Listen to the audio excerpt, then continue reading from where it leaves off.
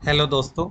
आज मैं आपको बताने वाला हूँ अपने एआई मॉडल से कि कैसे हम निकाल सकते हैं कि हमें जो एक गिवन स्टॉक है उसमें हमें कॉल बाय करना चाहिए, पुट बाय करना चाहिए, या फिर जो है हमें क्या डिसीजन लेना चाहिए। और जब हम कॉल और पुट बाय करें तो कहाँ पे एंट्री रहेगा, कहाँ पे एग्जिट रहेगा, और क्या हमें स्टॉप लॉस रखना चाहिए, ये मैं आज आपको बताने वाला हूँ। बट कैसे बताऊंगा? एआई के थ्रू, आर्टिफिशियल इंटेलिजेंस के थ्रू।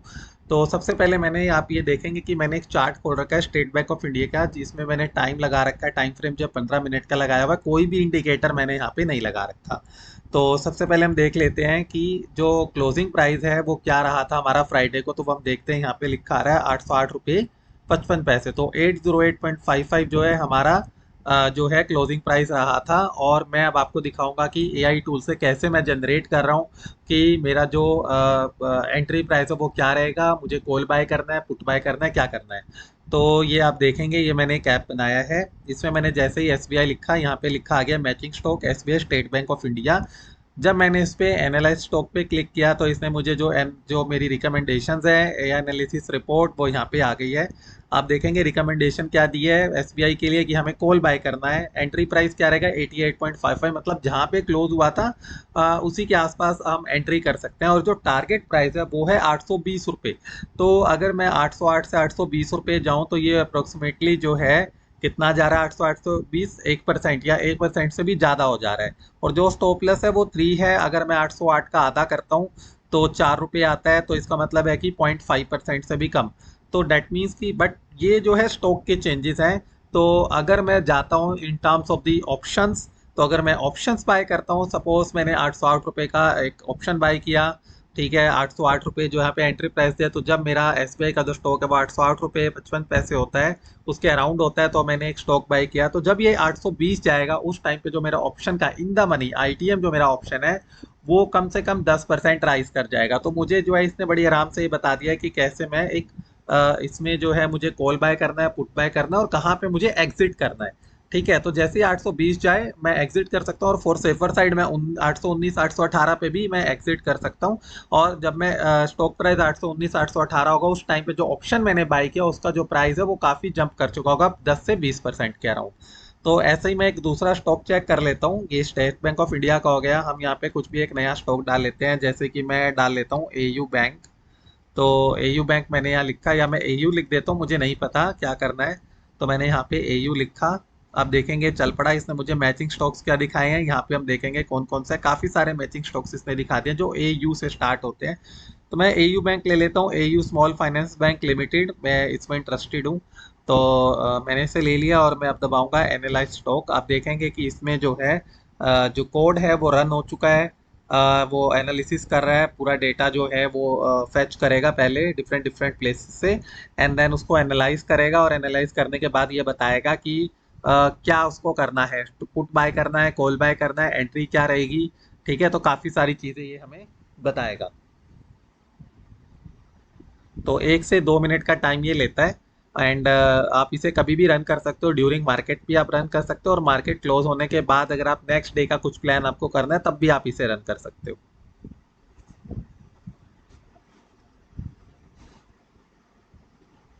तो जस्ट अ मिनट, 1 से 2 मिनट का टाइम ये लेता है। बिकॉज डेटा फैच करना, डेटा एनालिसिस करने में थोड़ा सा टाइम जाता है। इसमें अलग अलग इंडिकेटर्स निकालना, फाइनेंशियल रिपोर्ट निकालना, काफ़ी चीज़ें ये एनालाइज करता है।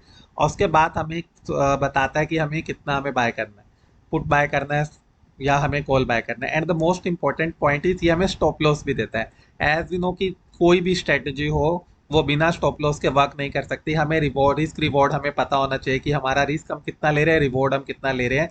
अगर हम कभी भी ऑप्शन ट्रेडिंग में विदाउट एसएल वर्क करते हैं तो वो हमारे लिए बहुत प्रॉब्लमेटिक हो सकता है। तो एसएल हमें ज़रूर पता होना चाहिए कि क्या रखना है। एंड टारगेट भी हमें पता हो। ऐसा ना हो कि हमने एंट्री बनाई और हम जो है 1-2 रुपए में प्रॉफिट लेके निकल जाए। तो अगर हमें टारगेट और एसएल हमें पता है, एंट्री हमें कहाँ बनानी है ये हमें पता है, तो हम ओवरऑल जो है अगर हम मंथली हम अपना पी एंड एन देखेंगे तो वो डेफिनेटली हमारा ग्रीन में आ जाएगा। तो देखिए आप, एनालिसिस आ चुकी है इसकी। इसने हमें बोला पुट।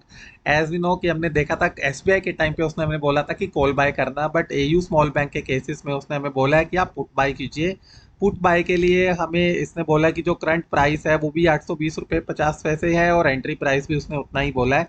तो दैट मीन्स कि हम जो है मार्केट ओपन होते ही हम बाय कर सकते हैं, बट यहाँ पे जो टारगेट है वो बहुत छोटा है, 815 रुपये 75 पैसे। दैट मीन्स कि ये जो है 0.5%, मतलब कि अगर जैसे ही एयू स्मॉल बैंक अगर आपका 0.5% के अराउंड नीचे आता है तो हमें उसे एग्जिट कर देना। तो ये पॉसिबिलिटी हो सकता है कि मार्केट खुलते ही वो 815 रुपये आ जाए।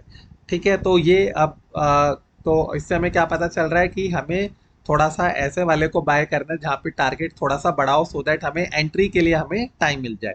या फिर हम फ्राइडे अगर मैं इसे बाय करके रखता तो मैं इसमें बीटीएसटी कर सकता था, बट अभी क्योंकि आज तो संडे है तो मैं बीटीएसटी नहीं कर सकता हूँ। मैं 8:15 पे मैं इसे बाय करूंगा या मैं 8:08 पे ही ऑर्डर प्लेस करके रखूंगा जीटीटी ऑर्डर, तो पॉसिबिलिटी हो सकती है कि ये मेरी एंट्री 820 पे ना बना के 815 पे ही बना ले, तो इसे हम नहीं लेंगे।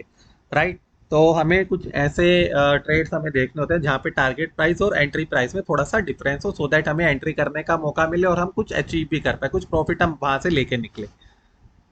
एक और हम देख लेते हैं। तो आप देख सकते हैं कि बहुत ही अच्छी एनालिसिस रिपोर्ट ही हमें दे रहा है। कौन सा हम देखना चाहेंगे यहाँ पे, मैं भी कोई रैंडमली इसमें डाल देता हूँ। कोई पेनी स्टॉक अशोक ले डाल देते हैं कि एक पेनी स्टॉक है। तो मैंने जैसे यहाँ अशोक लिखा और साइड में मैंने यहाँ क्लिक किया तो देखें यहाँ पे मैचिंग स्टॉक्स काफ़ी सारे आ जाएंगे। अशोक ले भी इसमें एक मेंशन है, तो हम अशोक ले लेते हैं। ये एक पेनी स्टॉक है, 250-300 की रेंज में इसका रहता है। हम यहाँ भी अपना अशोक ले खोल लेते हैं, एसबीआई में भी। ये एसबीआई मैंने हटा दिया और ये ट्रेडिंग व्यू में भी अशोक ले मैंने खोल लिया। अब देखेंगे 250 के आसपास इसका है 246.75, 246 रुपये 75 पैसे जो है इसका क्लोजिंग था on 11th July, right, Friday को।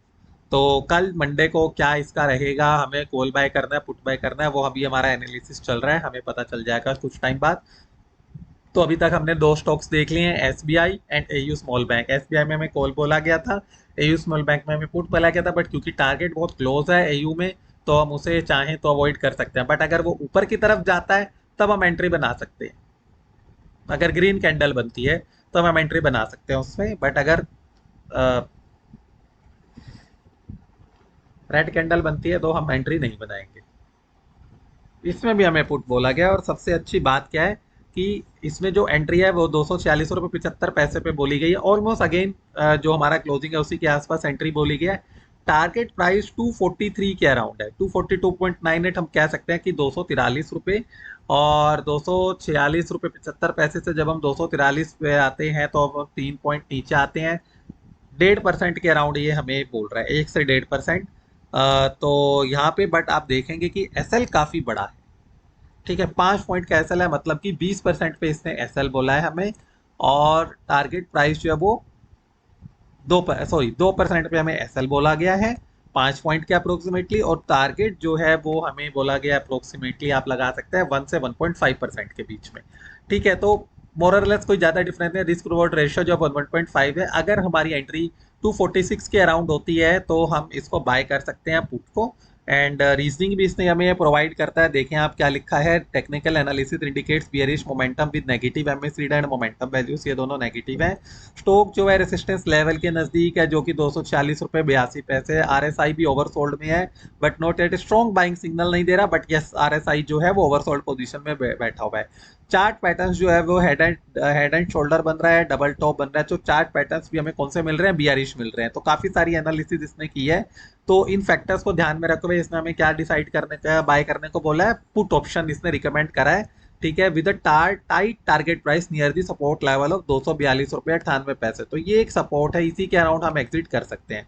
और जो स्टॉप लॉस है वो रेसिस्टेंस लेवल है 251 रुपये 50 पैसे। अगला जो उसका रेसिस्टेंस है उसके अराउंड उसने बोला है कि अगर वो 251 आ जाता है यहाँ पे तो हमें एग्जिट कर देना है। तो हम कहाँ पे एंट्री मारेंगे, 246 रुपये 75 पैसे इसने लिखा है, तो इसके अराउंड हम एंट्री करेंगे पुट के लिए। 243 रुपये इसने टारगेट प्राइस लिखा हुआ है, वहां पे हम एग्जिट कर देंगे। और 251 रुपये 50 पैसे इसने स्टॉप लॉस लिखा है, तो वहां पे भी हम अपना एग्जिट कर देंगे। तो हमने टोटल 3 स्टॉक्स एनालिसिस किए यहाँ पे, SBI, AU small bank and Ashok ले। एसबीआई में कॉल, अशोक ले एंड एयू में हमें इसने बोला गया पुट। तो एयू जो है वो एक थोड़ा सा ठीक ठाक स्टॉक है, अशोक ले एक पैनी स्टॉक है। तो उससे कोई फर्क नहीं पड़ता because we have to buy options. Okay, तो अगर आप लोगों को ये जो मेरा ये सॉफ्टवेयर है ये अच्छा लगा तो आप मेरे वीडियोस को शेयर कीजिए and please like and subscribe. अगर मेरे व्यूज़ बढ़ेंगे तो मैं आप लोगों के लिए और डिफरेंट टाइप्स के सॉफ्टवेयर्स लेके आऊँ।